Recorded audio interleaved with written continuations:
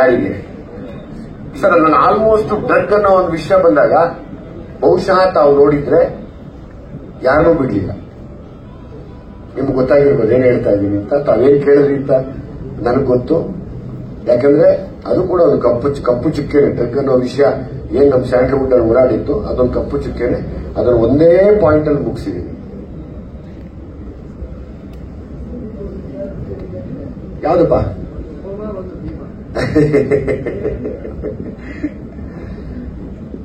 ಎಲ್ರಿಗೂ ಒಳ್ಳೇದಾಗಲಿ ಅಷ್ಟೇ ಹೇಳ್ಬೋದು ನಾನು.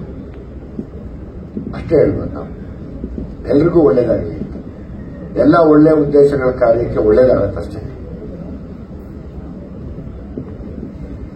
ಕೇಳಿ ಇನ್ನೊಂದು ಕೇಳಿ ದಯಮಾಡಿ ಕೇಳಿ ಅಪ್ಪ.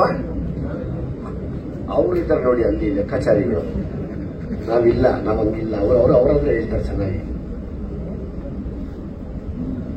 ಇದಕ್ಕೆ ಅಷ್ಟೇ ಸರ್, ಪ್ಲೀಸ್ ಗ್ರೂಪ್ ಹಾಕೊಂಡ್ಬಿಡೋಣ.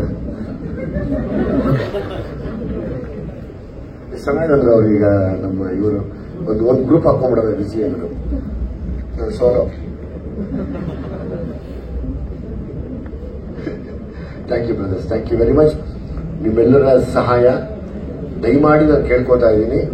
ನಿಮ್ಗೆಲ್ಲ ಕೈ ಮುಗಿದು ಕೇಳ್ತೀನಿ. ಎಲ್ಲ ಮಾಧ್ಯಮದವರು ಇನ್ಕ್ಲೂಡಿಂಗ್ ಯೂಟ್ಯೂಬರ್ಸ್ ಆಗ್ಬೋದು, ಯಾರೇ ಆಗ್ಬೋದು, ನನಗೆ ಪತ್ರಿಕಾ ಮಾಧ್ಯಮ ಯಾವತ್ತಿದ್ರು ನಿಮ್ಮನ್ನೆಲ್ಲ ಕಂಡಾಗ ನನಗೆ ಯಾಕೆಂದ್ರೆ ಅವಾಗ ನಾವು ದುನಿಯಾ ಶುರು ಮಾಡಿದಾಗ 2 ಟಿವಿ ಚಾನೆಲ್ ಸಿಕ್ತು.